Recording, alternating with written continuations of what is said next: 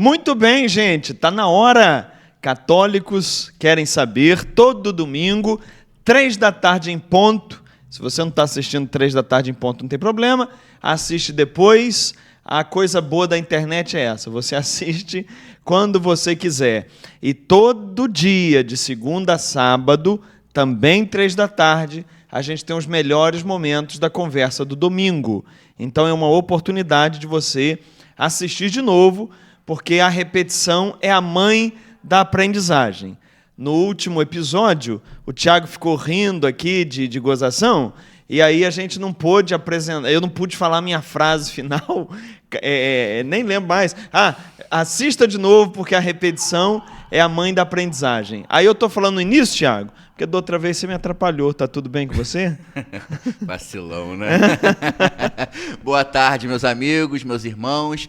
Boa tarde, Carlos. Boa tarde. Mais um domingo aí com alegria e a gente trazendo aí essa mensagem pura e simples do Evangelho, né? Que não tem mirabolância nenhuma, né? É simples, é tranquilo e é o sentimento de leveza, de paz, né? Estava conversando com Thalia durante a semana, justamente isso. Quando a gente entende a vida do cristão, a vida do católico com a perspectiva do Evangelho, a gente tem a nossa vida cotidiana com mais leveza, né? Sem aquele peso realmente, não, tá tudo errado e é condenação.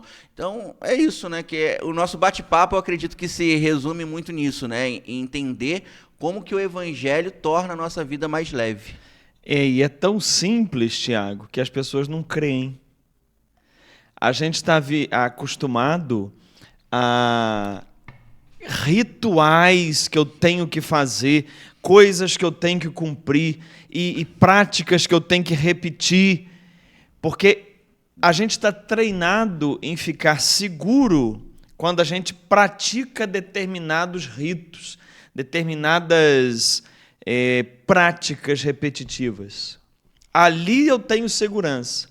Agora, quando vem o Evangelho, que é um estilo de vida, não é uma coisa que eu tenho que ficar repetindo, não é uma oração que eu tenho que fazer na hora certa, porque senão não funciona. É um modo de ser, é um modo de tratar as pessoas, um modo de tratar a vida, um modo de tratar Deus. Quando vem o Evangelho com a simplicidade do que é viver como Jesus viveu, aí o pessoal não acredita, o pessoal acha que é pouco, que tem que encher o Evangelho com um montão de outras coisas. Mas aí é o que você falou. Quando eu aprendo o Evangelho e começo a olhar a prática católica, o dia a dia de um católico, pelo Evangelho, aí a vida fica suave, fica linda, fica gostosa de viver, sem peso, sem amargura, sem tristeza, mas com esperança no coração, porque nós temos um Salvador, não um condenador. É verdade. E você que está chegando aí, pela primeira vez no canal, se inscreva, porque tudo isso que a gente está conversando nessa introdução do podcast, você encontra vários conteúdos aqui nesse canal te ajudando a viver melhor a sua vida como católico, como cristão e, melhor ainda, como aplicar todo esse conhecimento em prol do outro, porque a gente não pode ser cristão para nós mesmos, né? Temos que ser cristão para o outro, para a gente poder edificar a vida também do outro. E hoje é o último domingo do mês de setembro. Antes da gente entrar no tema de hoje, eu queria saber de você como que foi, na sua perspectiva também, esse mês da Bíblia. Tivemos aí no início do mês, né, um curso sobre Ezequiel. Como que foi esse mês de setembro, que é o mês da Bíblia, na sua perspectiva também, Carlos? Eu achei que foi muito intenso, com muito movimento aqui no nosso canal, os alunos participando muito. Nós tivemos 4 aulas do livro de Ezequiel, abrindo o mês de setembro, né, a primeira semana. Livro muito forte, conteúdo da pesada, que a gente tem que assistir ali pelo menos umas 3 vezes para compreender desde a primeira aula, o profeta que não era profeta, até a última aula, que é o que Jesus achou disso tudo. Então, essa amarração desde Ezequiel até Jesus, isso tem que estar na cabeça da gente, para a gente entender Ezequiel, para a gente entender o Evangelho e entender a Bíblia. O modelo de estudo que a gente fez com Ezequiel é o modelo de estudo da Bíblia. tem que tudo culminar em Jesus. A última palavra tem que ser dele. Então, eu achei que foi muito bom, muito participado. O vídeo está aberto ainda no YouTube. Tá, sei lá, mais de 20 mil visualizações, parece que é isso. Então, o pessoal está participando bem. E agora, fechando a última semana, nós tivemos o aulão, quarta-feira passada, sobre ferramentas e técnicas para o estudo da Bíblia, onde eu apresentei, Tiago, que a Bíblia não é um livro mágico. Vou abrir a Bíblia. Agora eu vou abrir uma palavra. Agora olha o que Deus está me dizendo. Isso é magia, isso é feitiço. Isso é usar a Bíblia como objeto de superstição. Não é assim que a Igreja Católica ensina a ler a Bíblia. Para você ler a Bíblia, Tiago, tem que estudar. Eu enumerei 11 profissionais que estudam para que a gente tenha um conhecimento bíblico. Tem muita gente por trás disso trabalhando. Então é muito importante que a gente tenha uma leitura séria, madura, adulta da Bíblia, sem superstição. Bacana. E você pode acompanhar tudo isso aqui. Tem as playlists, tudo organizadinho para você poder achar aqui no canal também. E participe, deixe seu comentário, sua pergunta, que a gente está de olho em tudo. E deixe também aonde você está assistindo o podcast, da onde você está assistindo o podcast, qual é a sua cidade, seu estado, deixe aí que a gente também está de olho em tudo. E você ajuda também a gente ver onde que a mensagem está chegando, né, Carlos? Exatamente, vai falando. O pessoal fez o que você tinha pedido, de colocar as cidades? Fez, só que eu não fiz a minha parte mas de fazer a filtragem. Eu sabia. O próximo chocolate, próximo episódio, você outro vai trazer chocolate. O chocolate pra não, mim. Você que tá me devendo. Mas eu vou filtrar do último e desse também. Então deixa aí suas cidades aí, Isso. beleza? Se você botar a cidade e o Tiago não falar a sua cidade, cada cidade que ele pular é um chocolate que ele me deve. Lindt.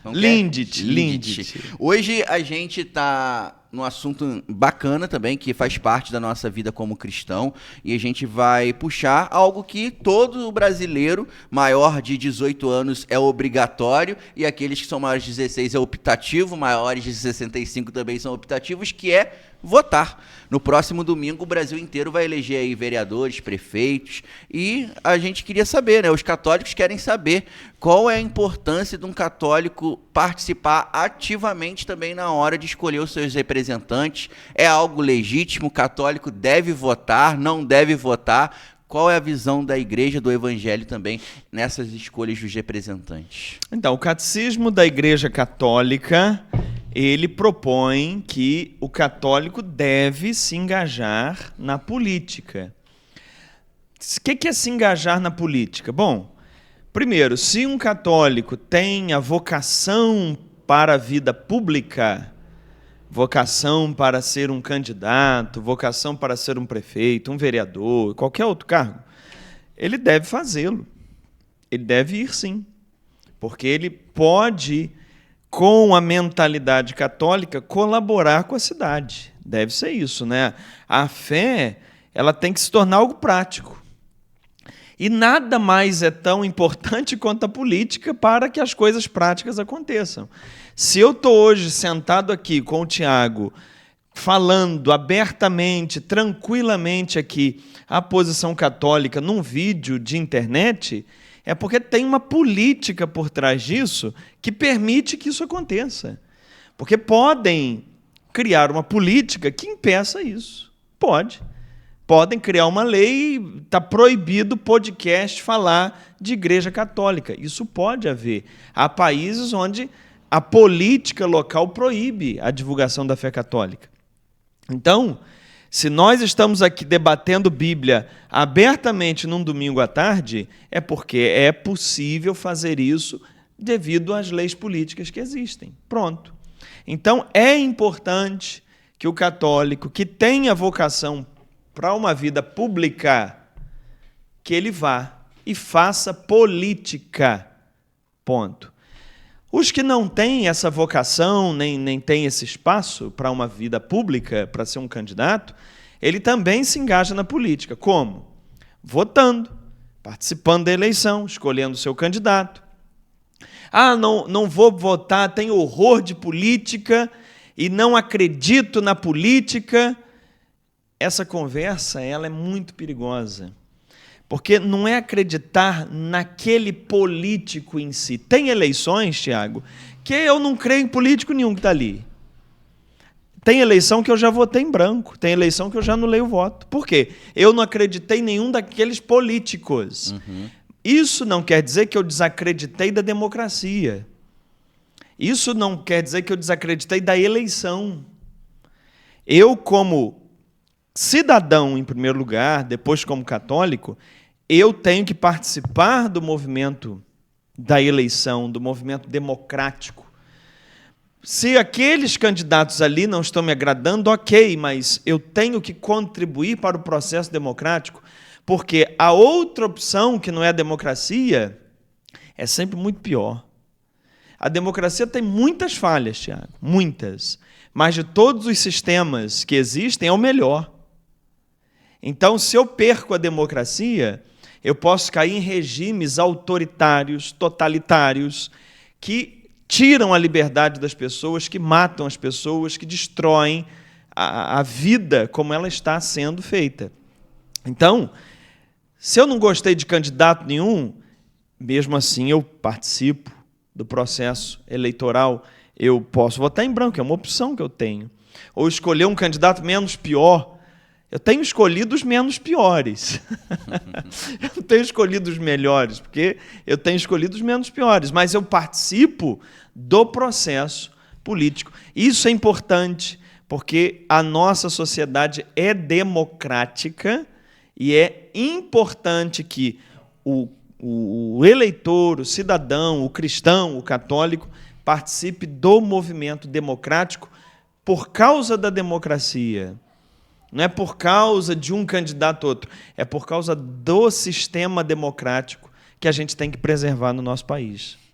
Você falou interessante que a democracia não tem suas falhas, né? E o que preza a democracia é o que a maioria decide, né? E nem sempre a maioria vai tomar uma boa decisão. E eu penso que essa é uma das, teoricamente, falhas que a democracia tem, porque em todo sistema democrático você vai seguir o que a maioria tomar a decisão. E, normalmente, ou às vezes também acontece que a maioria toma uma decisão errada. Claro. E aí tem que arcar com essas consequências. Tem que arcar 4 anos segurando a bucha e depois ver se aprende com aquilo e refaz. O interessante da democracia é isso. Você erra, aprende com o erro, refaz o voto na próxima eleição. E essa alternância é importante, alternância de erro e acerto, alternância de um lado e o outro da política é importante para ter o equilíbrio. A gente só tem equilíbrio na vida, Tiago, quando a gente erra e acerta. Ninguém que só acerta, olha que interessante que eu vou dizer, ninguém que só acerta é equilibrado. Porque se você só acertar e tudo que você fizer der certo, Tiago, você vira arrogante, você vira soberbo, você se vira um demônio de tanta soberba. É muito importante errar, é muito importante passar pelo erro e aprender com ele. Isso vai dando equilíbrio, isso vai tornando a pessoa saudável, madura. Agora, a frase "a voz do povo é a voz de Deus" não é verdade de acordo com o Evangelho. A voz do povo é a voz do povo. Quem o povo elegeu, a maioria que votou no candidato X, é a voz do povo. Não tem nada a ver com vontade de Deus. Isso que é importante entender. Jesus, em João capítulo 6, depois dele fazer o milagre da multiplicação dos pães, o povo, o povo se juntou e queria fazê-lo rei. Quando Jesus viu aquilo, Jesus saiu, foi para o outro lado, se escondeu. Por quê? A voz do povo nem sempre é a voz de Deus. O povo queria eleger Jesus rei, colocar Jesus como rei. Mas Jesus saiu fora. Por quê? Porque a missão dele era outra, não era uma missão política. Então, essas coisas têm que ser cuidadas. É verdade. E interessante a gente puxar um assunto, porque época de eleição a gente sempre vê os candidatos enviados por Deus, né? Eu sou o Cada candidato, vez tem mais. o candidato da família, o candidato de Deus em primeiro lugar e tudo mais. Enfim, pastores, líderes religiosos, católicos também, que têm alguma influência dentro da igreja, acaba, nesse momento, se colocando à disposição para poder ser candidato. Como você falou, não tem problema nenhum nisso, é digno também. Mas o que acontece também quando essa pessoa acaba trazendo a influência que ela tem para tentar falar assim, olha, eu sou o candidato oficial de determinado movimento, determinada igreja? Bom, a Igreja Católica, em seu catecismo, ela não adota nenhum lado político, nenhum partido político. A Igreja Católica, oficialmente, ela não propõe isso, que ela esteja atrelada a um partido. Porque um partido é uma parte, o nome já está dizendo. Partido é uma parte. E o catecismo diz que a resolução social ela é plural. O que quer dizer isso? Para você resolver os problemas de uma sociedade, você tem que ter vários modos diferentes, é plural. Você tem que ter várias opiniões diferentes, você tem que ter vários grupos diferentes, porque cada grupo tem uma contribuição diferente a dar. Cada grupo tem um atrapalho também a dar. Não é? Tem as suas fraquezas, as suas fragilidades, mas cada grupo tem algo bom a contribuir. Então a igreja entende que a solução social está na pluralidade, isso está no catecismo. Então eu não posso, enquanto igreja católica, apoiar um lado A, um lado B. Eu posso, enquanto eleitor individual, escolher qual candidato eu vou dessa vez. Isso eu faço como eleitor individual. Agora, a igreja em si, não. Porque a igreja entende que cada lado tem algo que combina com o evangelho, mas também tem algo que não combina. E a igreja tem que ser a voz profética. O que é a voz profética, Tiago? A voz da denúncia e da cobrança. Então, não importa o governo que esteja lá, se é de direita, se é de esquerda, se é do centro, se é do norte ou se é do sul, não interessa.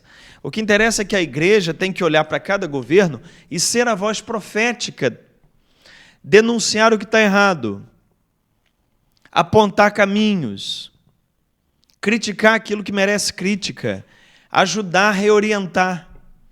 Mas se a igreja estiver abraçada com um determinado candidato ou com um determinado lado político, ela se corrompe na hora de ser a voz profética. Ela se corrompe na hora de fazer a denúncia, porque ela está envolvida, ela tem cargos naquele governo, entende? Então a Igreja Católica não faz isso. Oficialmente não faz. Individualmente, alguns padres fazem.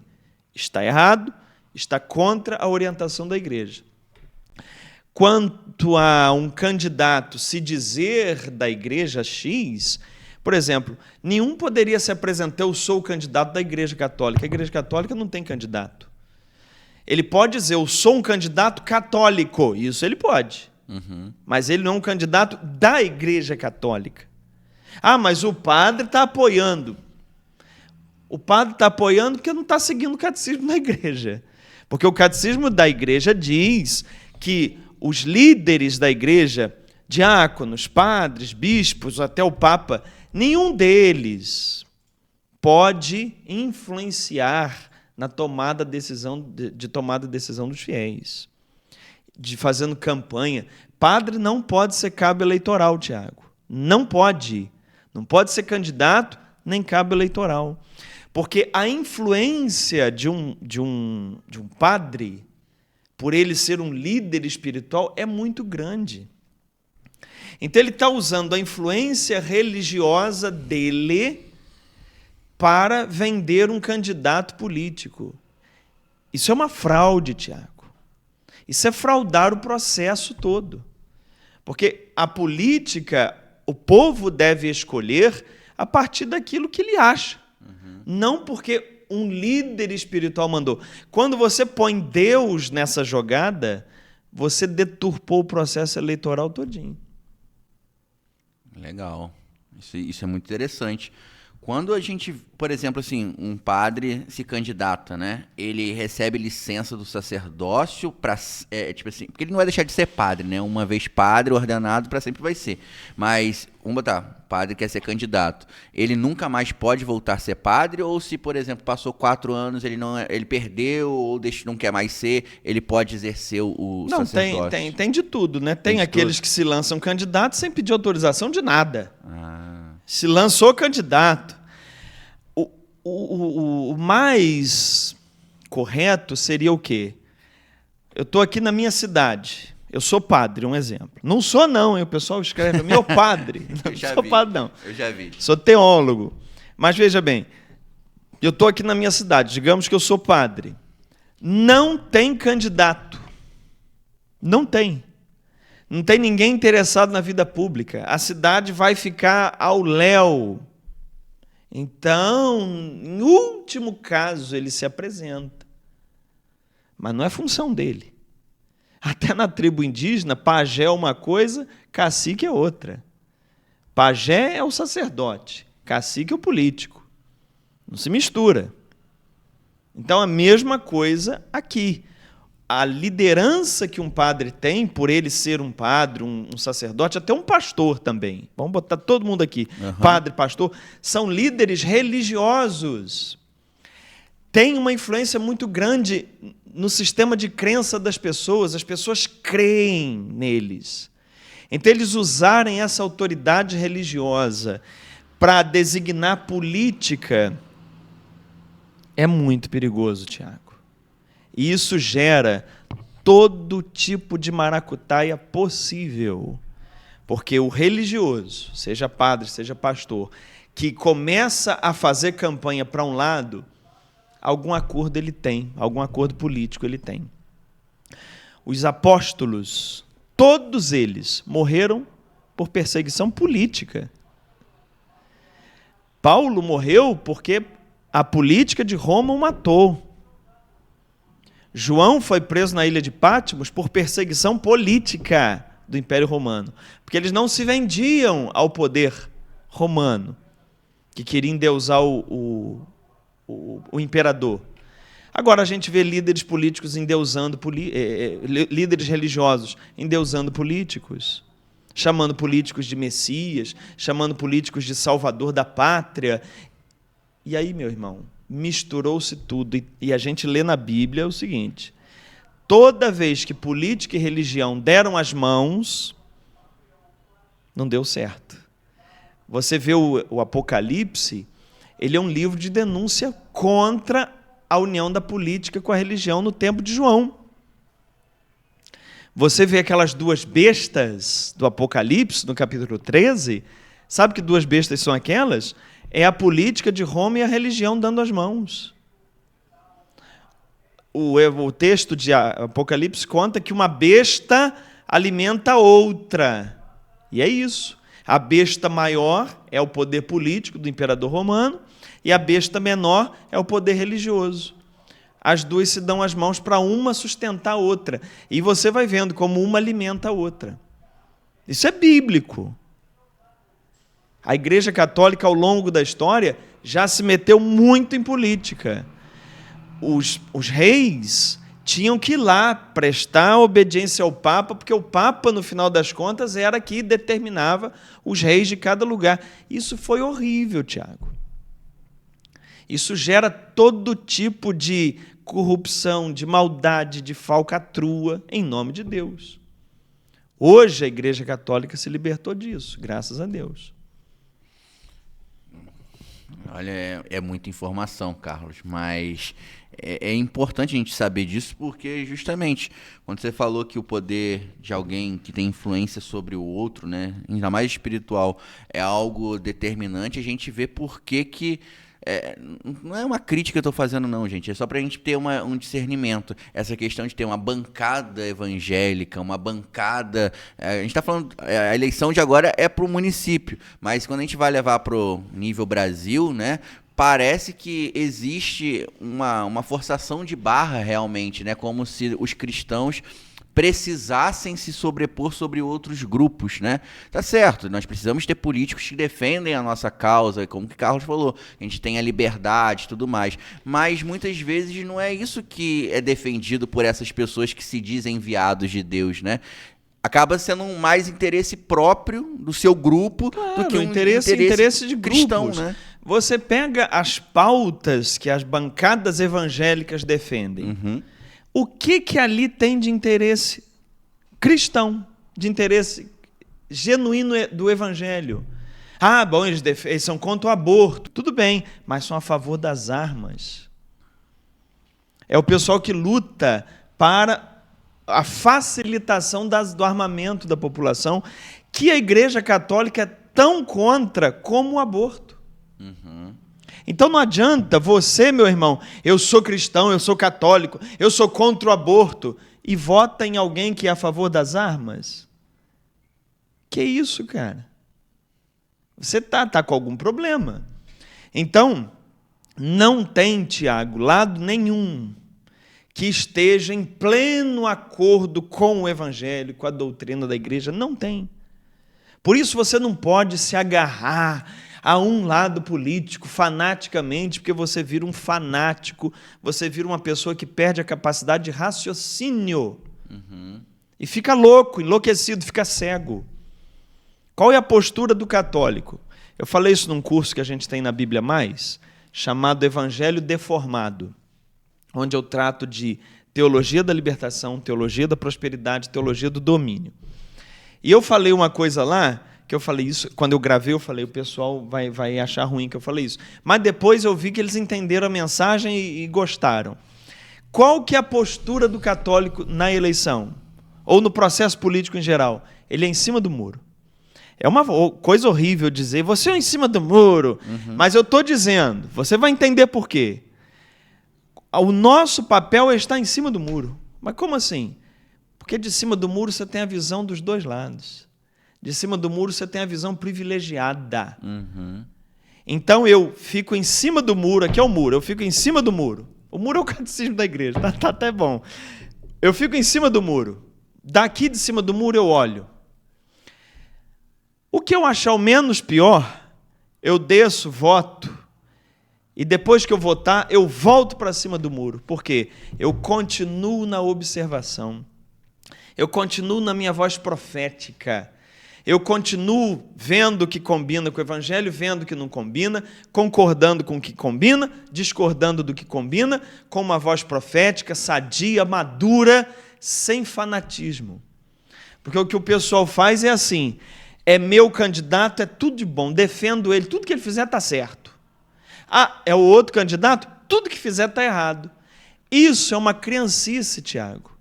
Isso é uma falta de pensar, de raciocinar e de ser uma pessoa justa. Não tem em quem pensa assim a justiça do Evangelho. Não tem. Porque a justiça do Evangelho é justa. Aquilo que é certo, aquilo que é errado, é errado. Não importa se é o meu candidato. Não importa se o presidente que está lá eu votei ou não. O que ele faz de certo, está certo. O que ele faz de errado, está errado. Sem fanatismo. Mas como é difícil, né? A gente conseguir caminhar no equilíbrio. É, o senso crítico, né? A gente precisa ter esse senso, né? Porque o senso comum acaba levando justamente para essa polaridade, né? E a pessoa escolher um lado e eu vou ficar só desse lado, né? E o senso crítico não. O senso crítico você olha as possibilidades e você toma para si aquilo que é bom e aquilo que for ruim você vai denunciar, como você disse. Porque a gente, infelizmente, é assim. Às vezes a gente... toma lado de algum candidato, algum partido, e aí o que ele faz, a gente dá uma passada de pano. Aí o que o outro faz exatamente a mesma coisa, aí é criticado, aponta o dedo. É a falta de equilíbrio, a falta de justiça. Uhum. Né? É você, aqueles que são meus amigos, tudo bem. Tudo pode. Quem não é meu amigo, Tá tudo errado. Sim. É uma visão distorcida da realidade. Sim. Você falou sobre o poder político na época de Jesus, né? Principalmente a perseguição dos apóstolos após Jesus ter ido para o céu, né? Mas Jesus também foi morto pelo poder político, né? Jesus, se a gente pode dizer, não biblicamente falando ou espiritualmente falando, Jesus foi um preso político e morto político também. Porque quem prendeu Jesus, toda a articulação para a prisão dele, foram os sacerdotes de Jerusalém. Porque os sacerdotes, vide o curso de Ezequiel, né? Os sacerdotes tinham tomado o poder já há mais de 500 anos lá em Jerusalém e transformaram o templo de Jerusalém numa máquina de arrecadar dinheiro. Relatos aí históricos, pesquisas demonstram que eram praticados 2.000 sacrifícios por dia no templo. Você imagina o sangueiro. Eu fico imaginando as moscas. Devia ser um lugar horrível. Mas para que eram feitos esses sacrifícios? Porque as pessoas estavam obrigadas a ir ao templo, porque Deus só atendia quem fosse ao templo. Então a pessoa tinha que ir lá para deixar o donativo dela. Então o templo de Jerusalém virou uma máquina de arrecadação. E os sacerdotes, eles tinham o controle na mão. Depois, quando entra o Império Romano, eles fazem uma negociação com o Império Romano.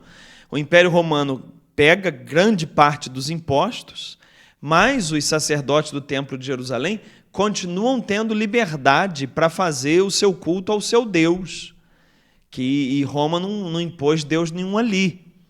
Então, os sacerdotes tinham a liberdade de cultuar a Yahvé, mas eles continuaram no poder ali por causa de um acordo político com Herodes, porque Herodes foi colocado pelo imperador romano ali, Herodes o Grande, porque também tem uns filhos dele depois, mas o Herodes o Grande foi colocado pelo imperador ali, só que Herodes não era judeu, ele era idumeu. Então ele, como não era judeu e tinha que governar a Judéia, ele precisava manter um acordo com os líderes religiosos. Porque você sabe, política e religião tem sempre a mãozinha dada. Então, o que Herodes fez? Olha como é que Herodes era esperto. Herodes era um grande construtor. Grandes obras que a gente tem lá naquela região até hoje é de Herodes. Ele era sensacional na construção. Então, ele construiu para os sacerdotes o maior templo que havia na época, o Templo de Jerusalém. Esse templo que Jesus ia lá, foi Herodes que fez. Repito, Herodes, que não era judeu, era idumeu, colocado ali pelo imperador romano. E ele construiu o templo para fazer um acordo de cavalheiro com os sacerdotes, para dar aos sacerdotes aquela segurança, para eles fazerem um acordo, para todo mundo ficar bem politicamente. Então você vê como é que é o bastidor do negócio. E aí esse pessoal é que vai montar o processo todo contra Jesus e vai levar Jesus à prisão, entregando a Pôncio Pilatos, que era o governador romano. Então, por detrás da morte de Jesus, tem a maracutaia religiosa política. Doideira, né? É, meu irmão, você está achando que é brincadeira? E antes de acontecer essa questão de Jesus ser capturado, julgado, e enfim, tudo que a gente conhece, Jesus também se relacionou com a política enquanto estava no seu ministério de 3 anos, né? A gente tem a passagem que Jesus pede para os discípulos ir lá pagar o imposto, o que é de Deus, o que é de Deus, o que é de Deus, e de César, o que é de César. O que a Bíblia nos ensina a lidar com a política, né, terrena, né, a política que a gente precisa respeitar, pagar imposto, porque a gente vê muitas pessoas que se dizem cristãos que dizem que se puder sonegar o que pode, vai sonegar, né? Eu queria entender, né? Os católicos querem saber qual é a relação também em respeitar, né, as leis que são feitas pelos políticos também. Então, a gente paga imposto para que esse dinheiro volte em benefícios para a população. É teoria, né, Tiago? Teoria funciona, no papel funciona tudo. Então você paga o imposto para que o governo arrecade e redistribua esse valor, dando o quê? Quais são as promessas de campanha? Saúde, educação, estrada, tá? Tudo que a gente já está cansado de saber. Então, é legítimo pagar o imposto. E mais legítimo ainda, acompanhar as ações dos políticos, dos eleitos, para que o imposto seja usado corretamente. Aí é que entra a voz profética. Eu não posso eleger um candidato e ficar apaixonado por ele, uma lua de mel que não termina nunca. Ele ganha, faz o que quiser no governo, e eu estou apaixonado por ele, e eu estou em lua de mel com ele. Não. Terminou a eleição, terminou a eleição. Eleição é aquela animação, é aquela emoção, e você vibra. Passou, passou. Agora vamos tratar como coisa séria, gente adulta. Então, acompanhar o que o político faz, isso é tarefa do católico, isso é tarefa do cristão. Agora, Jesus mandou dar a César o que é de César e a Deus o que é de Deus. Essa passagem é fundamental para entender a relação de Jesus com a política. Jesus rompe ali a relação de o imperador é Deus entre nós. A ideia que se tinha, já vinda desde o Antigo Testamento, é que o rei era a presença de Deus no meio do povo. Porque a religião ela sempre se serviu da política, e a política sempre se serviu da religião. Então, como é que era a noção de Deus deles? Bom, aqui nós temos um rei. Então, acima desse rei nós temos um Deus. Quem é que fala a palavra de Deus para a gente? O rei. O rei é a presença de Deus no nosso meio. Lá em Gênesis 1, aquela expressão que tem imagem e semelhança de Deus, aquela expressão era uma expressão utilizada para os reis. Os reis são a imagem e semelhança de Deus. Então, quando Gênesis foi escrito, o rei era Zorobabel. Zorobabel é a imagem e semelhança de Deus aqui entre nós. É Deus falando pela boca de Zorobabel. O Ciro, rei da Pérsia, ele era a imagem e semelhança de Ahura Mazda, da Pérsia. Então, cada rei era a imagem e semelhança de Deus, porque o rei era o enviado de Deus. O rei era a presença de Deus no nosso meio. Vem Jesus e diz o quê? Dê a César o que é de César e a Deus o que é de Deus. Porque na moeda, Jesus pede assim, deixa eu ver a moeda. De que é essa face que está na moeda? Ah, é de César. César, o imperador romano, ok. Por que estava além da face, o que estava escrito na moeda? César Deus. Então Jesus fala, cortar isso no meio, dê a César o que é de César e a Deus o que é de Deus. César não é Deus. O que Jesus estava fazendo é uma separação entre política e religião.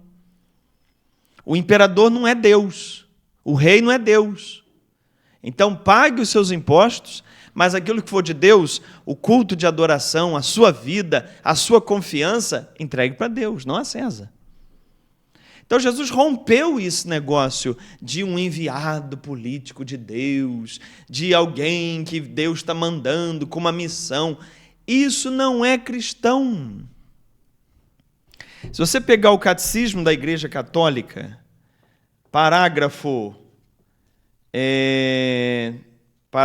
acho que é 1904, fala que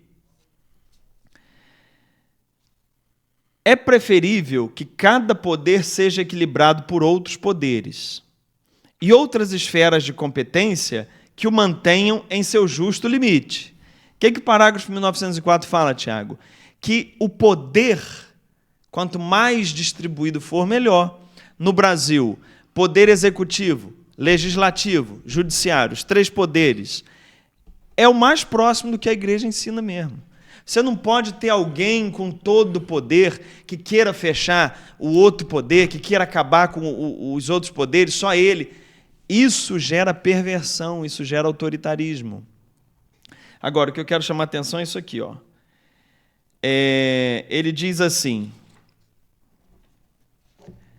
se por um lado, parágrafo 1901, se por um lado a autoridade remete a uma ordem fixada por Deus, ou seja, tem uma autoridade porque Deus determinou essa ordem. Por outro, são entregues, preste atenção aqui, à livre vontade dos cidadãos, a escolha do regime e a designação dos governantes.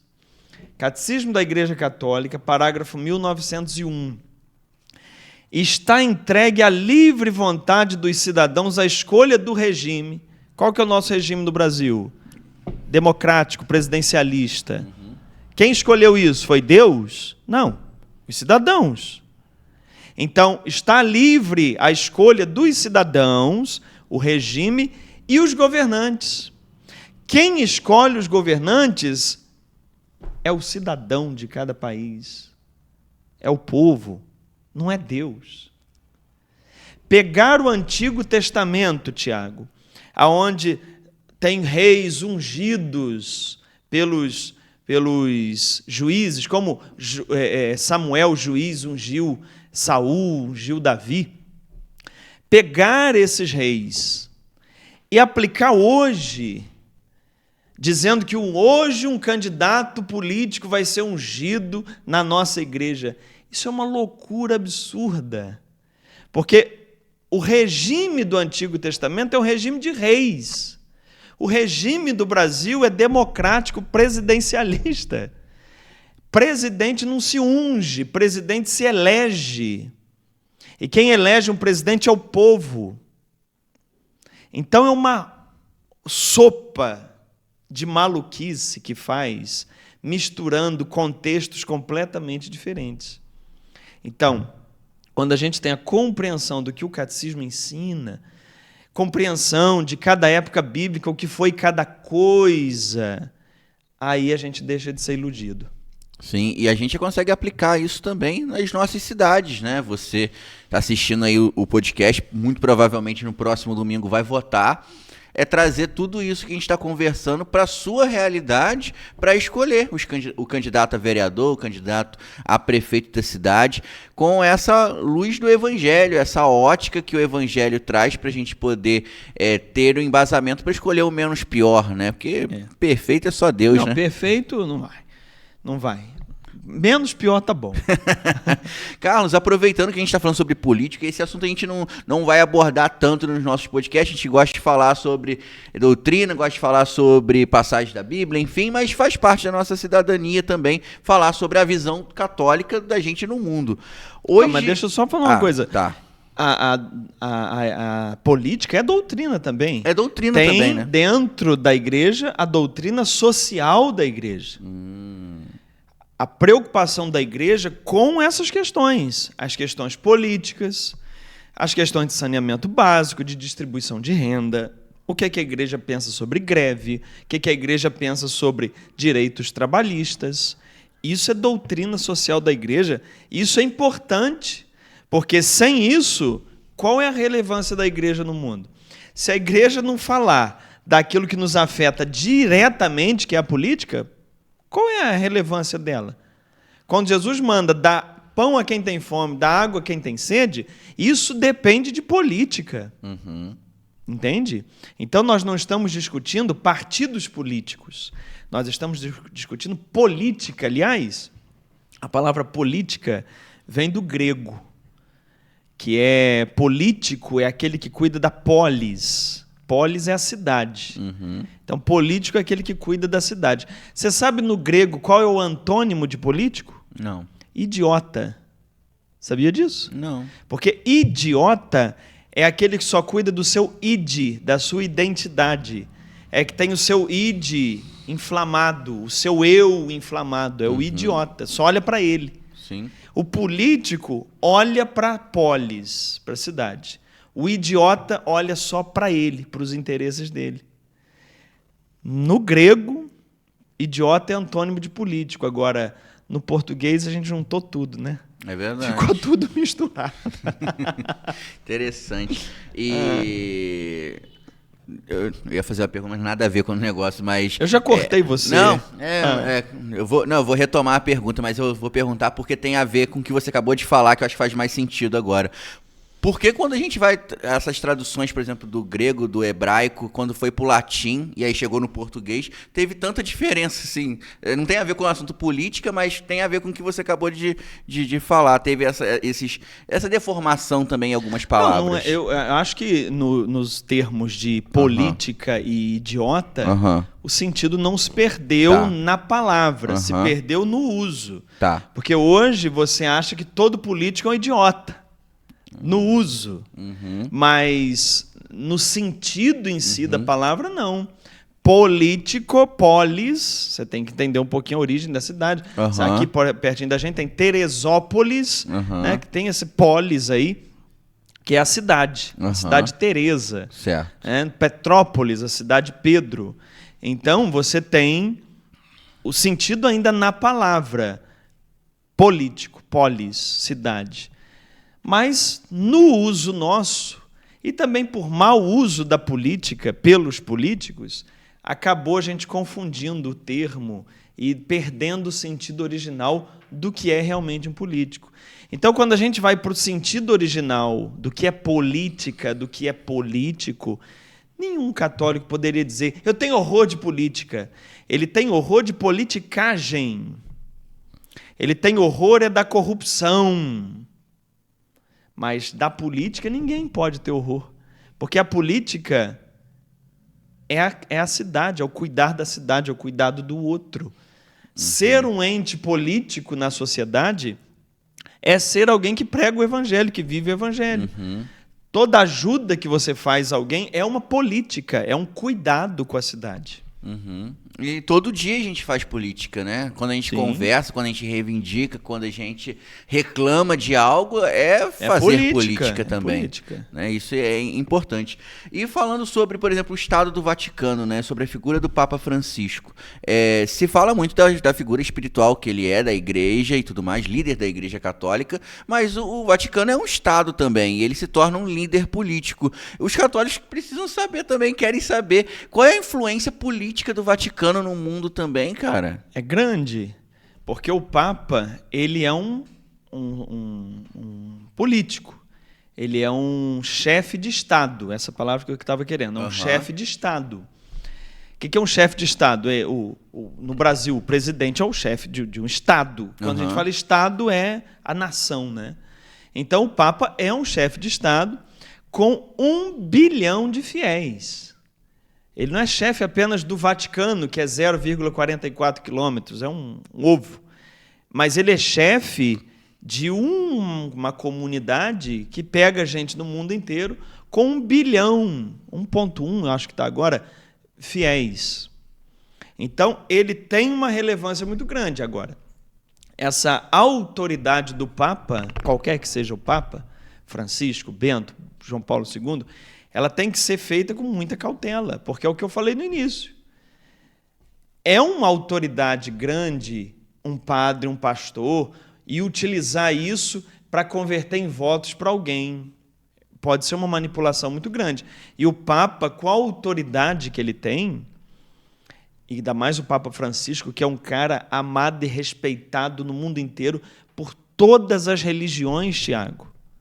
A gente vê católicos faltando com respeito ao Papa por questões políticas, mas o Papa Francisco é respeitado mundialmente por todos. Inclusive, antes do Papa Francisco, não sei se você lembra, 13 anos atrás, 13? 11, né? 11 anos atrás, o grande líder que tinha era o Dalai Lama, o budista.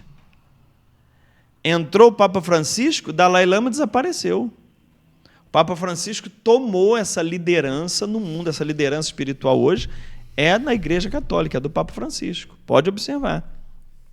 Então, ao ter essa postura de Papa e influenciar politicamente os países, isso tem que ser feito com muito critério.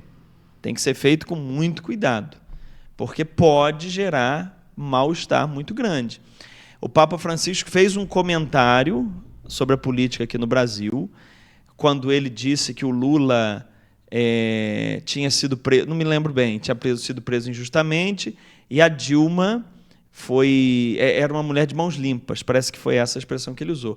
Veja que, quando o Papa Francisco disse isso, nenhum dos dois era candidato a nada, ele estava dando uma avaliação sobre o campo político do Brasil.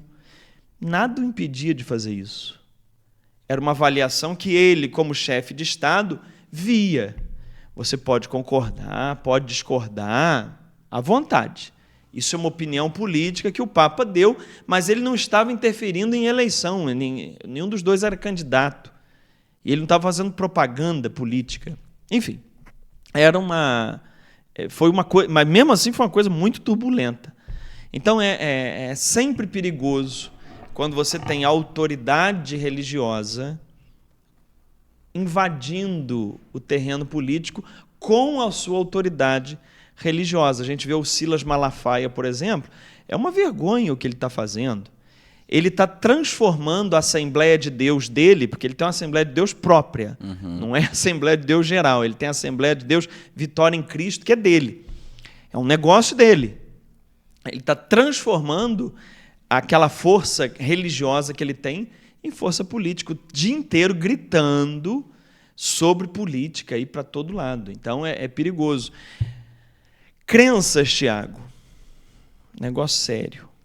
Você vai a um médico, o médico pega o seu exame, olha, fala assim: ué, Tiago, você não está com nenhuma dor, não, aqui na costela direita?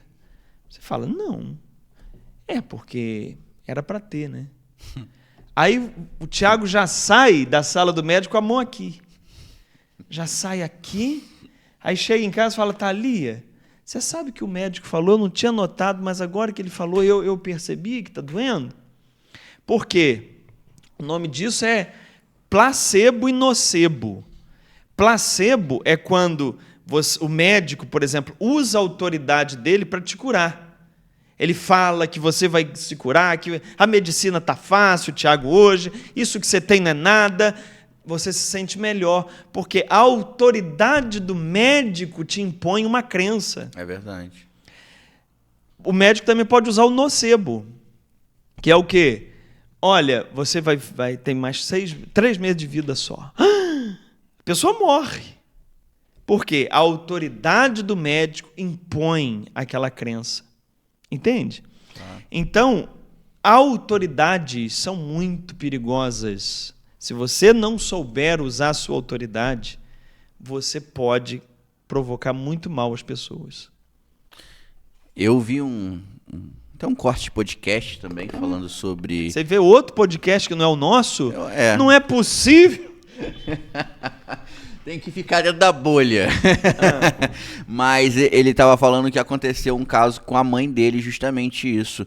Ela fez uma cirurgia de coração, que ela teve que fazer um negócio de ponte no coração, algo do tipo, né? E o cardiologista, toda vez que ela ia fazer a visita a ele falava: não, a senhora tá jovem, o coração da senhora é uma menina de 15 anos.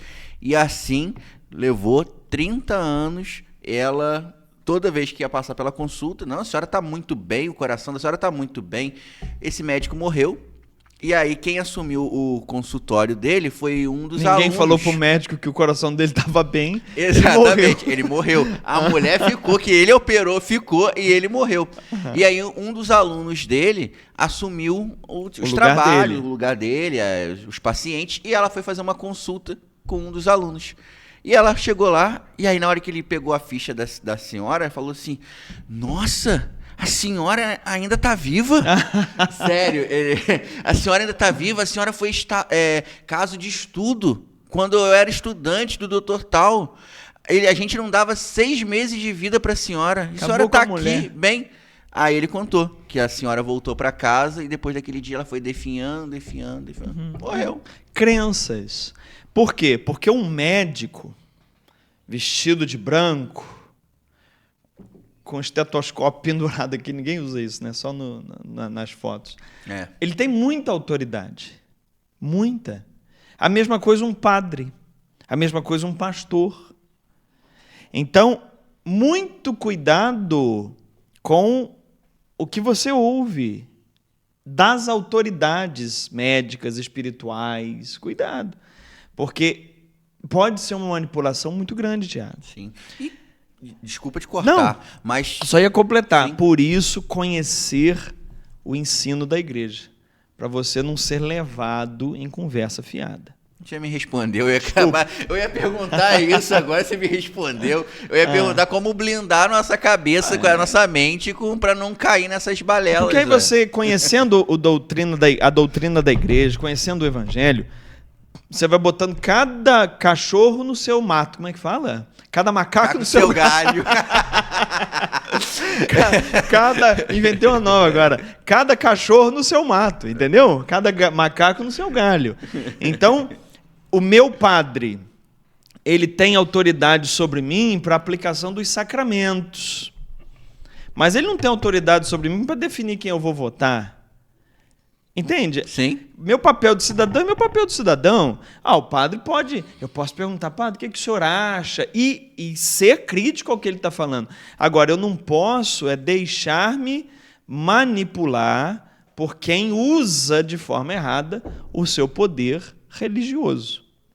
Por isso, aí repito, conhecer o catecismo da igreja. O catecismo diz o papel de cada um, fala do papel dos líderes religiosos na política. Está aqui. Ótimo. E você falou sobre a questão, né, da missão do católico. A gente está falando muito do eleitor, né, na escolha do voto. E quando alguém se sente realmente, fala assim, poxa, eu acho que eu posso contribuir sendo candidato. Qual é a postura correta de algum católico que quer ser candidato e seguir esses preceitos certinhos de não utilizar do cargo que ele tem atualmente para poder influenciar? Qual é a postura correta que ele deve ter? Ele tem que se afastar do que ele está exercendo? O que a igreja orienta nesse sentido? Porque, por exemplo, né, nós conhecemos algumas pessoas que eram catequistas, aí tiveram que deixar de dar aula de catequese para poder ser candidato. Isso é correto? Então, porque você pode, se você tem funções na igreja e se torna candidato, você tem ali uma autoridade dentro da igreja com os seus catequizandos, por exemplo. Uhum. E isso pode virar em troca, né? Uhum. Eu tenho uma influência aqui porque eu sou catequista, agora você vota em mim porque você me conhece como catequista. Você não está votando num catequista, você está votando em alguém que quer ser um vereador, por exemplo. Tá. Então não pode misturar as coisas. Esse que é o problema, mistura muito. Então eu acho correto se afastar, sim. Nós temos em São Paulo Datena, que é candidato a prefeito, ele se afastou do programa dele, não pode. O outro, Marçal, não se afastou das redes sociais dele, deveria ser obrigado a fazer isso também. Não é? Porque aí você tem uma coisa equilibrada, justa, onde a pessoa não vai usar de uma outra autoridade. O Marçal, por exemplo, ele é coach. Agora ele diz que é ex, mas, até onde eu sei, ele é coach. Ele tem lá 1 milhão de seguidores que seguem ele por ele ser candidato ou por ele ser coach? É por ele ser coach. Sim. Então, por que esse pessoal tem que estar sendo alimentado pela campanha dele? Não podia. Porque eles estão ali com um assunto de coach. Por que agora ele pode falar de candidatura para eles? Não pode. Assim como o Datena não pode continuar o programa dele na Band, o Marçal tinha que sair da rede social. É o que eu penso. Tá? Acho que é uma falha da justiça eleitoral aí. Inclusive, o Brasil é um dos únicos países do mundo que tem uma justiça eleitoral. Estados Unidos não tem uma justiça só para cuidar de eleição. No Brasil tem uma justiça só para cuidar de eleição e uma eleição toda furada, cheia de erro para todo lado. Bom, o que eu penso? O católico, ele tem uma função na igreja, ele vai ser candidato, ele deixa as funções dele. Ele vai ser candidato e ele vai ficar falando que ele é católico, vota em mim porque eu sou católico? Não. Ele não pode vincular a imagem dele à Igreja Católica, porque a Igreja Católica não tem candidato. ele, com as atitudes dele, com as propostas dele, ele demonstra que é católico. Mas não é falando para atrair os votos católicos. Entende? Uhum. É tudo muito complicado, Tiago. Mas é interessante, porque a gente, né, principalmente em horário político, a gente vê muitas pessoas utilizando de artifícios religiosos para poder atrair a atenção, né? Porque hoje o grande barato hoje é a atenção, né? Atrair a atenção, prender a atenção da pessoa. Porque com rede social, o que interessa é você fazer barulho e ter cliques. Sim. E ter a atenção. É chamada de... Tem um estudo sobre isso. A economia da atenção. Economia da atenção. Então, com rede social, o candidato quer fazer barulho, quer sair fora do padrão para chamar atenção. Porque o que é fora do padrão chama atenção. E aí faz aqueles cortes rápidos na internet, o pessoal vai consumindo. Outro dia, eu estava passando aqui o Instagram, os Reels... A cada 2 posts, um era de Pablo Marçal, passando aqui. Muito. Por quê? Porque tem um batalhão trabalhando para ele nisso, fazendo cortes das coisas que ele fala, botando, e isso vai dando a impressão à pessoa que ele é candidato. Agora, analisa a proposta, gente, não analisa barulho. Analisa a proposta. E no caso dele, eu vejo que ele está utilizando a candidatura dele a prefeito como trampolim para candidato à presidência. Sim, né? Essa eleição de São Paulo é importante a gente acompanhar, porque é o laboratório do que vai ser daqui a 2 anos. Você viu o que está acontecendo lá. Pancada. Agora, pode esperar que a eleição de 2026 vai ser violenta no Brasil. O pessoal achou que Padre Kelmo ia ser o ápice da situação. O padre de festa junina. Muito bom. Agora a gente vai para as perguntas que vocês deixam nos comentários aqui do nosso canal e dos nossos episódios, dos nossos cortes, né? Os nossos cortes você pode assistir aí, que não tem problema não, né, Carlos? Pode assistir. Os nossos cortes estão liberados, né? Assiste de todo mundo, gente. Vai lá.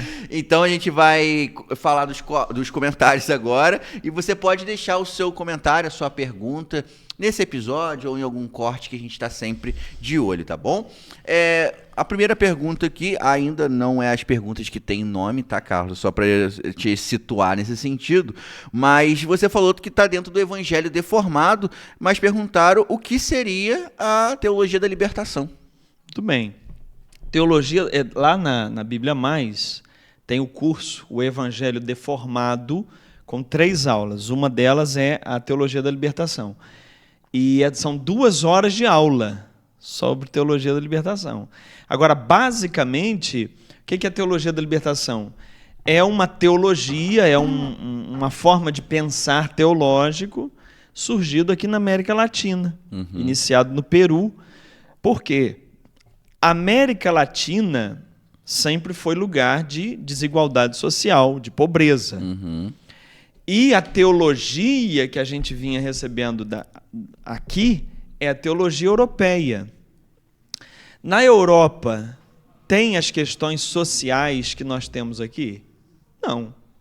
A sociedade europeia é muito diferente da nossa sociedade. Aqui a gente tem gente passando fome. Aqui a gente tem pessoas que não têm esgoto em casa. Na Europa não tem isso. Na Europa o problema deles hoje é a imigração. Não é o problema que nós temos aqui. Então, a teologia que a gente estava recebendo aqui, a forma de pensar da igreja que estava chegando na América Latina, é muito europeia. E não respondia às nossas questões daqui. As questões de justiça social tão necessárias. O Brasil, Tiago, é um dos países mais desiguais do mundo.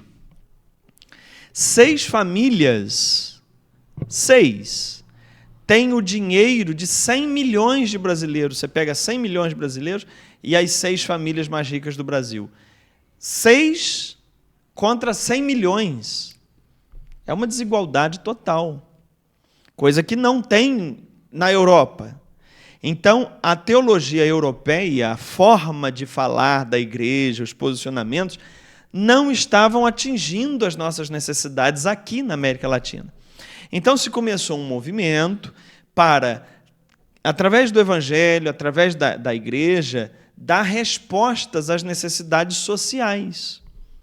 O que a gente vai se posicionar com relação a quem está passando fome, a quem não tem o que comer, a quem está desnutrido, a criança que não tem escola, ao trabalhador que não tem os direitos pagos?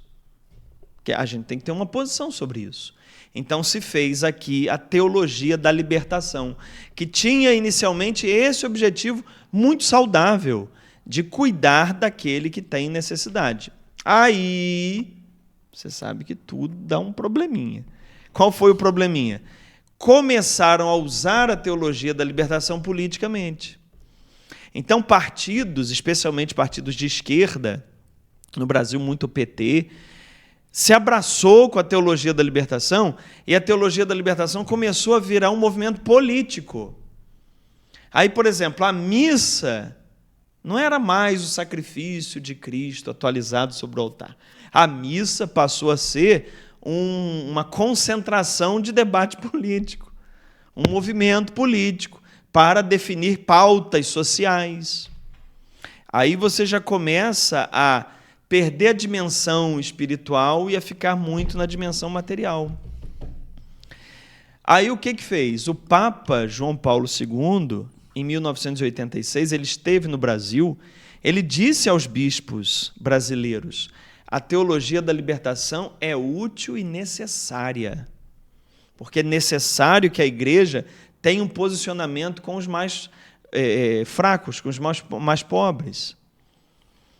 10 anos depois, em 1996, o Papa João Paulo II diz: agora acabou a teologia da libertação. Ele que elogiou, pediu o fim. Mas que fim? Fim do quê? Fim dos exageros da teologia da libertação. A teologia da libertação que se abraçou com o marxismo, que foi atrás do comunismo. Essa parte da teologia da libertação é que foi bloqueada pelo Vaticano, que foi condenada pelo Vaticano. Mas continua, Tiago, isso é importante as pessoas entenderem, continua a teologia da libertação sadia dentro da Igreja Católica hoje. Continua uma teologia da libertação que não foi condenada porque não se extraviou para exageros políticos, mas que permanece fiel à Igreja, que permanece fiel à doutrina social da Igreja, que obedece ao que os papas dizem. E a gente encontra essa teologia da libertação sadia. Aonde? Pastoral da AIDS, pastorais sociais, pastoral da criança, pastoral rodoviária, pastoral dos encarcerados. Todas essas pastorais que cuidam das pessoas sofridas, das pessoas vítimas de violência, das pessoas que passam fome, que têm necessidades. Essas pastorais todas são da teologia da libertação na sua essência, da teologia da libertação sadia, não da que se extraviou e virou um mero movimento político. Muita gente fala que o Papa Francisco é da teologia da libertação. Vou fazer uma correção. O Papa Francisco não é da teologia da libertação. O Papa Francisco é da teologia latino-americana, que é essa teologia preocupada com o pobre, ele é da Argentina. Então tem um ramo que virou teologia da libertação e tem um ramo que é a teologia do povo, o nome é esse, que é lá da Argentina. O Papa Francisco vem dessa teologia do povo. Por isso que o modo do Papa Francisco se vestir é totalmente simples. Ele tirou todas aquelas ornamentações do Papa que lembravam reis, ele tirou aquilo tudo. E ele tem sempre no seu discurso a preocupação com o pobre, com o mais necessitado, porque ele é dessa linha da teologia latino-americana, que deu origem tanto à teologia da libertação como à teologia do povo. Na igreja protestante, ela é missão integral, creio que seja isso, missão integral. É a linha da teologia da libertação dentro da igreja protestante. Interessante. Tem um vídeo do Papa João Paulo II, que acho que é na Nicarágua, né? Nicarágua, que ele foi fazer uma visita pastoral, que parece que ele estava num estádio de futebol e o pessoal encheu de foto de Che Guevara, botou todo um movimento político, e ali ele fez uma repreensão, né, dessa mistura da doutrina da igreja com o comunismo, né? E aí o estádio inteiro começou a vaiar ele, e ele falou: cale-se, cale-se. Você viu, o Papa ficou bravo. O Papa fica bravo também. Enfim, interessante. Obrigado aí pela sugestão da pergunta. Vamos lá. Falando sobre Apocalipse, né? Apocalipse, depois de tanta política, tem que ser Apocalipse mesmo. Se a ilha era isolada, como essas cartas chegaram às 7 igrejas? Você sabe que essa é uma das perguntas que mais eu recebo? O pessoal fica preocupado com Geografia. Como que João, preso em Patmos, mandava as cartas dele, o texto do Apocalipse, né, para as igrejas lá na Ásia Menor. A ilha de Patmos, onde João ficou preso, era entre a Grécia e a Turquia.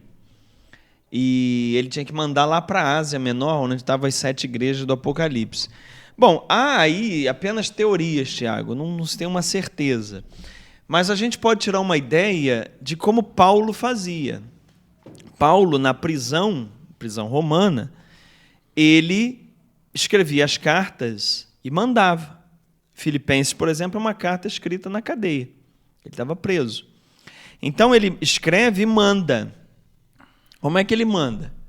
Ele manda porque ele recebe visita. Ele mesmo comenta isso. Na última prisão dele, que está relatada em Timóteo, 2 Timóteo, ele pede para levarem para ele alguns pergaminhos. Então, quer dizer, ele recebia visitas, né? Ele recebia visitas e ele podia mandar. Ou através dessas visitas, aí no caso de João, lá em Patmos, ou através de visitas, ou sempre dá um jeitinho com alguém que está ali com um barco e vai para o outro lado. Enfim, teorias, porque a gente não tem isso detalhado, mas são possibilidades de como ele enviava os textos do Apocalipse. Perfeito. O que faz uma pessoa ficar endemoniada? São atitudes da pessoa?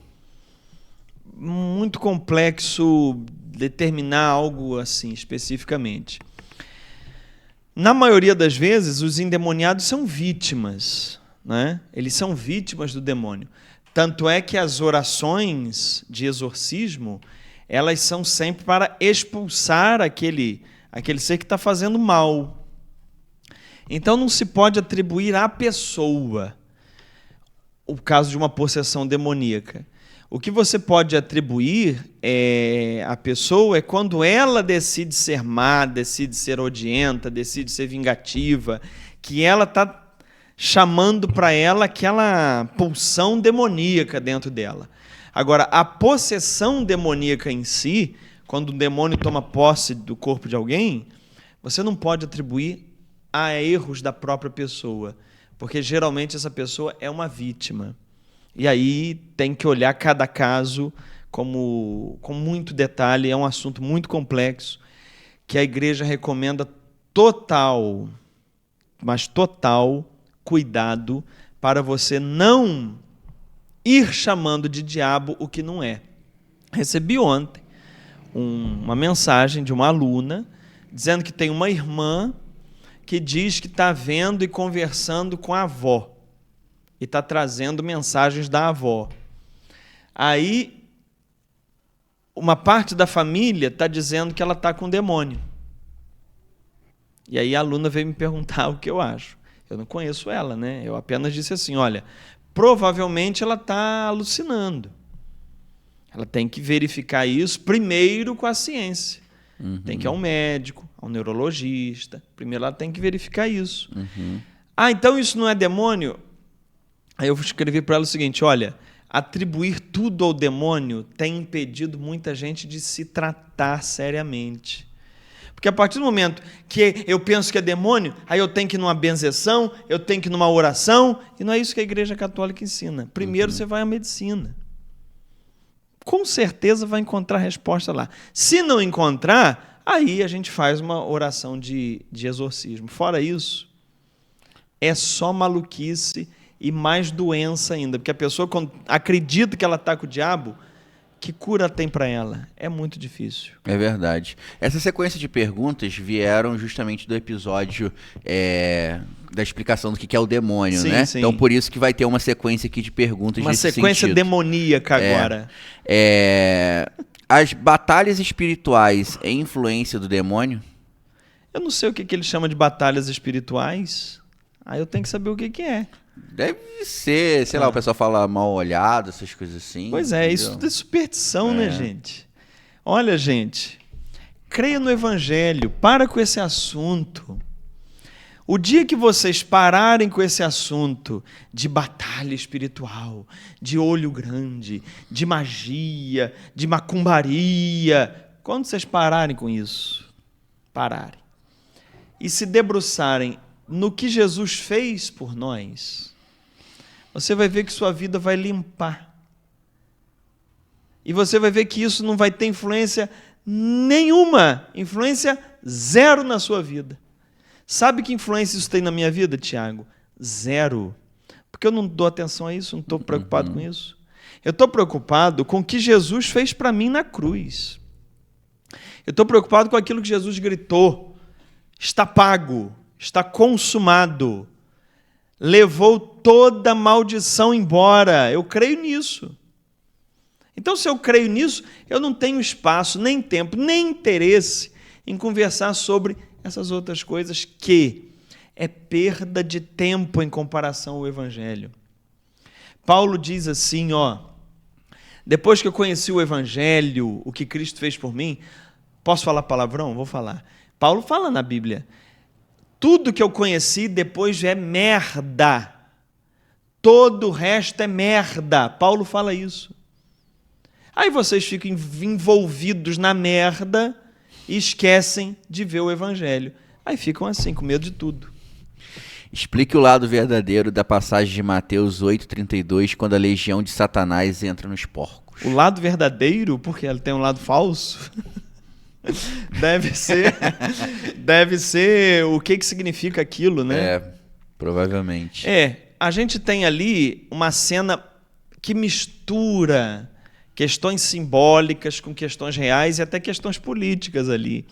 A gente tem ali porcos que pastam nessa cena. Olharam assim, os porcos estavam pastando. Porco pasta? Porco não pasta. Mas o Evangelho diz que os porcos estavam pastando. Interessante. E aí, o que você tem ali? Aí você vai estudar a política local. Naquelas regiões, tinham a concentração dos romanos. Os romanos tinham bases ali, naquelas cidades, que tem a Gadara, enfim, os romanos tinham bases ali, que tinham as legiões. As legiões romanas tinham mais de 6 mil soldados, que ficavam acampados ali, naquele território. Então, quando você vai ler que os porcos pastavam, você já vai ver que não é um texto para você entender literalmente. Aquilo tem um simbolismo. E qual era o simbolismo? Está se falando das legiões romanas. Os romanos, para implicar com os judeus, eles andavam com uma medalhinha de porco no pescoço. Porque judeu não come carne de porco, não sabe o que estão perdendo. Mas eles não comem a carne de porco, nem cultivavam porcos. Então, os romanos utilizavam uma medalha de porco. Então, quando se fala que os porcos pastavam naquela região, é porque os romanos impunham ali as suas bases. E quando o cara sai do cemitério, que Jesus pergunta qual o seu nome, ele fala legião, está se referindo exatamente às legiões, é o nome, legião de soldados. São 6 mil soldados. Então, aquilo ali é uma crítica política ao que Roma fazia naquelas localidades. Quando os demônios entram em porcos, os porcos caem, se afogam, né? Ali você tem uma outra questão. Você tem uma questão econômica da cidade. Ou seja, a ação de Jesus perturbou economicamente a cidade, porque eles viviam de porcos. Então, olha só onde a gente vai chegar, Tiago. Jesus estava lá, expulsou o demônio do homem, o demônio entrou em porco, matou porco. Mexeu, perturbou a economia local. Uhum. O pessoal da cidade vem, vê o homem curado e dizem para Jesus, sai daqui. Ou seja, nesse momento ficou claro que a economia é mais importante que a cura de um homem. Eles não se surpreenderam, porque o homem que estava há anos endemoniado num cemitério, ele tinha sido curado. Eles se surpreenderam porque perdeu o porco. O problema é dele, né? Exatamente. Então, são várias mensagens que estão misturadas ali, e conhecendo a época, o contexto, você vai entendendo quais são as discussões que tem por detrás de toda essa cena. Você tem interesses políticos, você tem interesses econômicos, você tem a ação de Jesus que é expulsa dali por causa de todos esses interesses. Muito bom, muito bom. Com relação ao diabo, então por que os padres metem tanto medo em nós em relação ao diabo? Bom, em mim não mete medo. Eu não sei que padre que você anda ouvindo. Porque se o seu padre é mais pregador do diabo do que de Deus, é mais pregador do inferno do que do céu, é mais pregador da condenação do que da salvação, desculpa, ele falta entender um pouquinho o evangelho. Ele falta um pouquinho ler o catecismo. Pega no catecismo e vê quantos parágrafos o catecismo designa. Eu vou ver agora. Quer ver? Pegar aqui, ó, inferno no catecismo. Inferno. Incesto, infância, inferno. São 1, 2, 3, 4, 5, 6, 7 parágrafos sobre o inferno. 7 parágrafos sobre o inferno. Vamos ver quantos parágrafos sobre o céu? Estou fazendo aqui ao vivo. Como é que falava o Faustão? Quem sabe faz ao vivo. Céu. Cegos, ceia do Senhor. Céu. Quantos eu falei que é do inferno? 7. 7. Céu. 1, 2, 3, 4, 5, 6, 7, 8, 9, 10, 11, 12, 13, 14, 15. Vai dar mais de 30. Aí, eu como padre, eu não sou padre, se eu fosse padre, eu ia pregar céu ou inferno, gente? Pelo amor de Deus, gente. Céu, né? Vamos abrir a mente.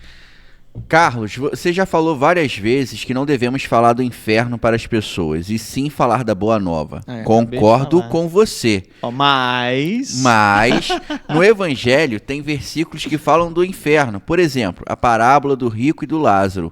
Como devemos fazer quando for explicar esse versículo? Então, Jesus, quando abriu a pregação dele, ele abriu falando de inferno. Gente, eu tenho uma boa notícia. Evangelho é boa notícia. Olha só, Tiago. É brincadeira, Tiago. Preste atenção. Muito bom. Jesus tem uma boa notícia. Qual é a boa notícia? Vocês vão tudo para o inferno se continuar assim. É a boa notícia dele. Gente, pelo amor de Deus. Jesus, pega lá o Sermão da Montanha, por favor. Ali começa a pregação de Jesus, Mateus capítulo 5. Vê o Sermão da Montanha todinho. São 3 capítulos. Mateus 5, 6 e 7. Me fala em que horas que Jesus dá ênfase ao inferno. Jesus fala do modo de ser. Jesus fala das bem-aventuranças, de como você tem que viver, de como você tem que praticar, do que você tem que fazer. Ao entender isso, eu quero ser assim, porque eu quero crescer, eu quero evoluir. Mas se não falar do inferno, a pessoa não aceita. Então, essa pessoa ainda não entendeu o evangelho, porque você não tem que ser bom com medo de inferno. Você tem que ser bom porque você quer ser bom, porque você quer ser a imagem de Cristo na terra, você quer ser um cristão. Então, em primeiro lugar, a ênfase de Jesus nunca foi nisso. Agora, ele falou disso? Falou. Como centro da sua mensagem? Não. Jesus entrou na casa de Mateus cobrador de impostos, que eu já contei aqui 10 vezes a cena, junto com os outros cobradores de impostos, gente corrupta, safada mesmo. Jesus não falou de inferno uma hora com eles. Jesus foi na casa de Zaqueu, que era ladrão, não falou de inferno um minuto. Jesus estava na casa do fariseu Simão, veio a prostituta, lavou os pés de Jesus. Jesus falou, sua puta, você vai para o inferno. Não falou nada. Jesus não falava de inferno para pecador, Tiago. Não tem um diálogo de Jesus com o pecador onde ele está tratando de inferno. O que ele fala do parábola do rico e do Lázaro não é para pecador. Ele estava conversando com os religiosos. Pode ler. Com quem que ele estava conversando? Era com aqueles que se julgavam melhores, maiores. O pecador, que não é o dono da religião, que não é o que impõe, que não é o que manda, Jesus não teve conversa de diabo, de demônio, de inferno com ninguém. Então, por que eu tenho que falar de inferno como centro da minha pregação? Por quê? Eu tenho que falar do amor.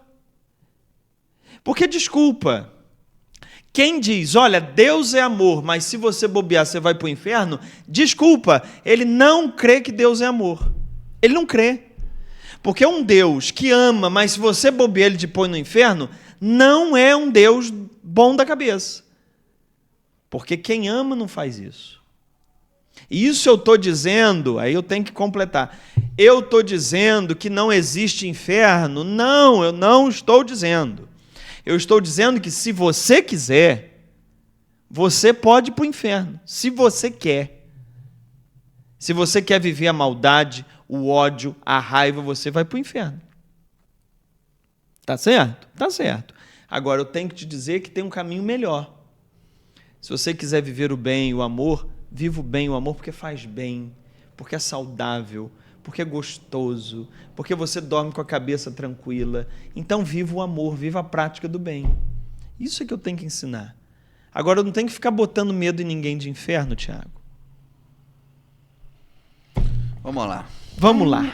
Professor, por que Jesus nasceu em Jerusalém e não em outro lugar? Eu acho que essa pergunta quer dizer o seguinte: por que Jesus nasceu no costume judaico e não, sei lá na Índia, sei lá, em outro lugar que já tinha uma religião instalada? Tem alguma explicação? Não sei. Bom, só corrigindo, Jesus não nasceu em Jerusalém, né? Jesus nasceu em Belém.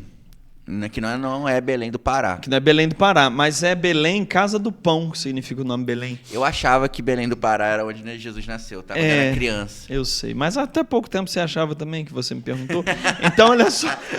No norte, né? Então, Belém fica, né, a 7 quilômetros de Jerusalém, é pertinho. Mas ele nasceu em Belém. Agora, por que ele nasceu lá em Israel? Por que Israel desenvolveu essa tradição de ser a nação que Deus escolheu? Por que Jesus nasceu lá? E tem que perguntar para quem? Para Deus. Eu tive um professor, Tiago, que falava assim: tem pergunta que você tem que botar num papelzinho, botar no bolso. Quando você morrer, você chega lá no céu, aqui. Aí tira o papelzinho e pergunta. Essa aí eu não sei. A única coisa que está revelada é que Deus escolheu o povo de Israel para dele nascer Jesus, né? É isso que teologicamente a gente ensina. Agora, os motivos dessa escolha, até parece que eu já comentei alguma coisa assim, fica claro que Israel foi escolhido porque é pecador como todos os outros povos, e ele escolheu Israel para mostrar a sua misericórdia com Israel. Vimos aqui que o papel do leigo é, em primeiro lugar, na família, na vida comum em geral. O papel dos religiosos, né, dos sacerdotes, é somente a vida da igreja. A pergunta é o seguinte, perdão, eu errei a pergunta. O papel dos religiosos é somente a vida na igreja, só na distribuição dos sacramentos? As irmãs consagradas, qual é o seu papel? Vejo aqui uma cobrança grande sobre os leigos. Eu não sei o que ele está vendo de cobrança grande sobre os leigos. O que é o seguinte: as irmãs, depende da congregação, né? Tem congregação como aqui Madre Teresa de Calcutá deixou, que é para estar na rua. São irmãs que estão no dia a dia da rua, com aquele mais necessitado. Tem outras irmãs que têm a missão educacional, desenvolvem escolas, estão lecionando, estão dirigindo escolas. Aí vai depender da congregação. Cada congregação tem a sua ação. O que o documento da CNBB diz, e ele disse que achou pesado demais para o leigo, é que o papel do leigo é o quê? É você ser um bom profissional, você trabalhar honestamente, você estar na política, é você cuidar da sua família. É isso aí que o documento fala. Eu não sei que peso você viu. Teria que refazer a pergunta para eu entender melhor. Pois é. Eu também não entendi, não. Mas, Professor Carlos, qual a função dos anjos na igreja, na missa, na vida dos cristãos? Os anjos do Antigo Testamento fizeram tudo aquilo que está escrito sobre eles? Bom, função de anjo na missa não tem. Função do anjo na vida da gente, que a igreja crê, é o anjo da guarda. Jesus, em Mateus 18:10, ele fala assim, cuidado com o que vocês vão fazer com esses pequeninos, com as crianças, com as pessoas mais necessitadas. Porque os anjos deles estão no céu, contemplando a face do meu Pai. Ou seja, há anjos intercedendo, cuidando deles. Diz até que anjo cuida muito de bêbado, né? Que o bêbado vai, não cai, não é atropelado, chega em casa, bebaço e o anjo vai ajudando lá. Mas, enfim, a função do anjo é essa, é interceder, é cuidar no dia a dia. Os relatos do Antigo Testamento sobre anjos, tem que olhar bem cada relato, porque há textos muito simbólicos ali, há textos que são de tradições muito antigas. Você tem, no livro de Tobias, uma vez só mencionado na Bíblia, que é no livro de Tobias, o anjo Rafael. Não tem outros livros da Bíblia. Inclusive, o protestante nem sabe que existe o anjo Rafael, porque na Bíblia deles não tem o livro de Tobias, né? Enfim, é um tema que tem que ser olhado com atenção, porque muitas vezes eles são chamados de Benai Elohim, outras vezes de Malachim, que são mensageiros. Os Benai Elohim são funcionários, como se fossem funcionários da corte celeste, né? Porque o homem antigo, como eu disse antes até, ele imaginava Deus a partir do rei que ele tinha. Então, se o rei tem uma corte de funcionários, Deus também tem uma corte de funcionários. E o Benai Elohim são os funcionários de Deus.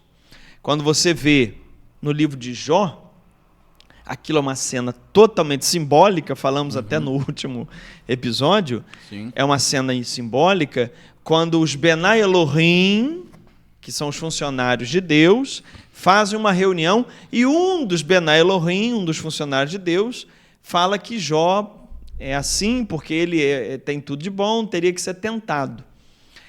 Os Benai Elohim na história de Jó nem são anjos nem o demônio. São personagens simbólicos de uma corte que são funcionários de Deus. Entendeu como é que a coisa vai afunilando? Então, vamos ler com cautela a Bíblia. É um baita de um assunto, hein? Olha, meu filho, isso aí dá um podcast. Que isso. Carlos... Tiago, o que é podcast? A palavra podcast? Agora eu quero saber se você sabe, porque eu não sei. Olha, a palavra em si não sei dizer certamente, mas o significado dela é que é uma conversa aberta, né, que a gente pode falar sobre diversos assuntos, né? Então, basicamente é isso. Só que em áudio. Em áudio. Aí o videocast é o que a gente está fazendo. Só que a palavra não pegou, né? Aí ficou podcast mesmo. Mas o podcast basicamente é áudio. Então, um dever de casa para você. Trazer pra gente exatamente o que é podcast. Tá, ok. Atenção, próximo episódio. O tema vai ser esse, podcast. Tá ótimo. 2 últimas perguntas de hoje. Carlos, explique um pouco mais sobre o clericalismo do leigo e do próprio clero. Isso aí é uma pergunta bem complicada, hein? Mas me diga qual foi fácil aí. Hoje também é brincadeira. Hoje foi uma seleção. Deus me livre. Bom, clericalismo é uma doença. O Papa Francisco tem falado muito contra o clericalismo. É um carreirismo. Clericalismo do clero é quando o clero, os padres, querem fazer da vida sacerdotal uma profissão. Ir subindo, como se você entra numa empresa e fica galgando os maiores cargos. Então, clericalismo é isso. É você transformar a vida clerical, a vida do sacerdote, em uma competição, em um empresariado. E aí você vai tendo poder, você, porque é padre, pode falar isso, porque é padre, você que manda aqui. É essa loucura. Que não tem nada a ver com o que o Evangelho diz: quem quer ser o maior, que sirva, que seja o servidor de todos. Clericalismo é o contrário. Quem quer ser o maior, que tem que mandar, é o que tem que falar mais alto, é o que tem que dar todas as regras. Então, clericalismo dos padres, clericalismo do clero, que o Papa Francisco bate muito contra, e tem o clericalismo dos leigos, que vão na mesma. Porque eu ganho uma função, ganho um cargo, eu sou isso, eu sou aquilo. É igual o pessoal que estuda teologia. Isso eu falo nos meus cursos para os meus alunos. Se você fizer o curso comigo, chegar na igreja... Eu falo outro palavrão, hoje estou com vontade de falar palavrão. Se você chegar na igreja e falar assim, porque eu sou teólogo, porque eu estudei, desculpa, você é um babaca. Porque não é nada disso. Você tem que ser teólogo porque você serve as pessoas, porque você ajuda, porque você contribui. Não é porque você quer ter um posto, não é porque você quer ter um microfone na mão e dar ordens. Então, isso tudo é o clericalismo, que é uma doença de quem quer usar a igreja para mandar. Não consegue ter na vida lá fora um posto, aí vai ter posto dentro da igreja. Última pergunta de hoje. Eu já falei 2 palavrões hoje, hein? 3. 3? Qual foi o terceiro? Não vou repetir, não. Não, eu falei 2. Falei 2. 3. Não, desculpa. Eu falei merda, babaca e... puta? Eu falei puta mesmo. É verdade. Ó, tá censurado o podcast hoje. É para maiores de 18 anos. Tá certo? Última pergunta de hoje. O Thiago falou não. Ele falou assim, ó. Não, eu não vou falar, não. Você não vai descer o meu nível, né? Faço parte do clericalismo do laicato. É? Professor, gostaria de saber sobre a quaresma de São Miguel. Tá chegando, né, dia de São Miguel, né? Então, dia de São Miguel é 29 de setembro, já passou, né, na verdade. O podcast. É no dia de São Miguel, na verdade, podcast, domingo, né? É hoje, não é? É hoje. É dia 29. É, dia 29. Amanhã é dia 30, terça-feira é dia 1º. É hoje. Outubro é meu aniversário, você se prepare. Bom saber. Então, olha só, nós temos a quaresma de São Miguel, que é uma eu ia dizer, parece uma novena, mas são 40 dias em que você faz orações se preparando para a festa de São Miguel, que é dia 29 de setembro. Isso é a quaresma de São Miguel. O que eu tenho notado, não sei por qual motivo, é que a quaresma de São Miguel, para muitas pessoas, virou uma coisa meio supersticiosa. Se eu cumprir os 40 dias, eu vou alcançar tal graça. Se eu fizer isso, Deus vai me abençoar. Se eu falhar um dia, Deus... E isso é superstição. Tá? A quaresma de São Miguel é para você se preparar, fazer orações. Não é para você fazer 40 dias e ganhar alguma coisa no final. Tudo que é isso, Tiago, eu tenho que fazer para ganhar, eu tenho que fazer tantas vezes, eu tenho que falar tantas orações em tal horário. Tudo isso que tem data, hora, marcado tantas vezes, tudo isso é superstição. Tudo isso é tentar fazer de Deus um comércio. Eu faço 40 dias e Deus me dá. Eu faço 9 dias e Deus me dá. Eu viajo para não sei o que e Deus me dá. Isso é uma tentativa horrível de manipular Deus. Isso é uma tentativa de fazer feitiço com capa católica. Porque se eu tenho alguma coisa, que se eu repetir 40 vezes eu tenho o que eu quero, o nome disso é feitiço. Não é novena, não é quaresma, não é nada disso. Então tem que tirar as superstições de cima das práticas católicas. Estão transformando as práticas católicas em superstições. E isso é muito ruim para a fé católica, porque vai desvirtuando o verdadeiro sentido das coisas na cabeça das pessoas. O católico de verdade, ele não crê em oração, ele crê em Deus. E ele usa a oração para se comunicar com esse Deus.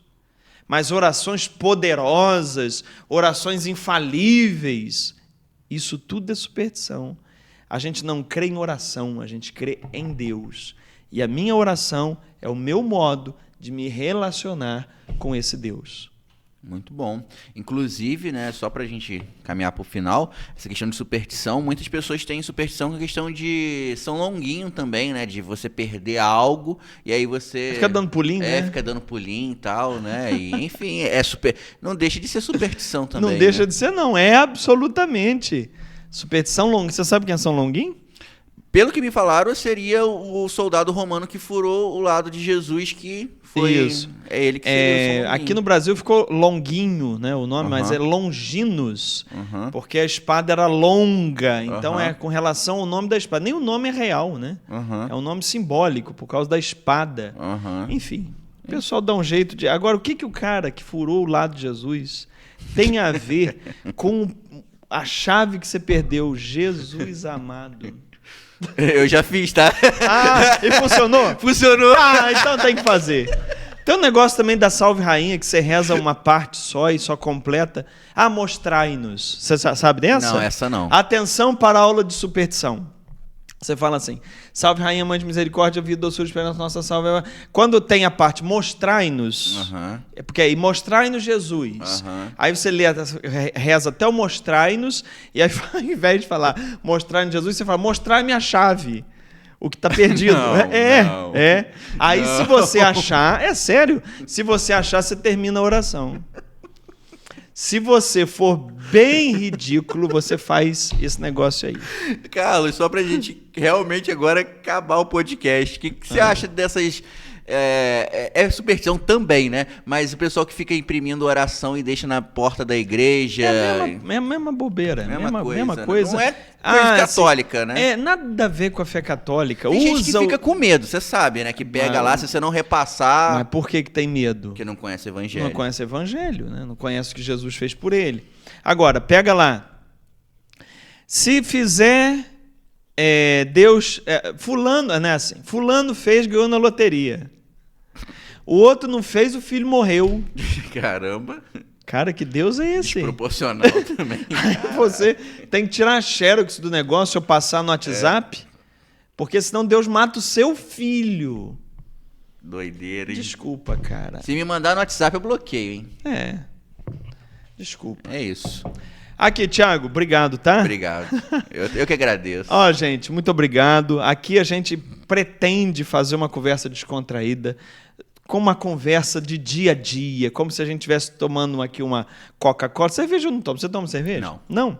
Por quê? A religião não permite? Não gosto. Eu não gosto do sabor. Tá. Eu não bebo também porque eu não gosto do sabor. Eu não gosto de nada amargo. Também não. Cerveja.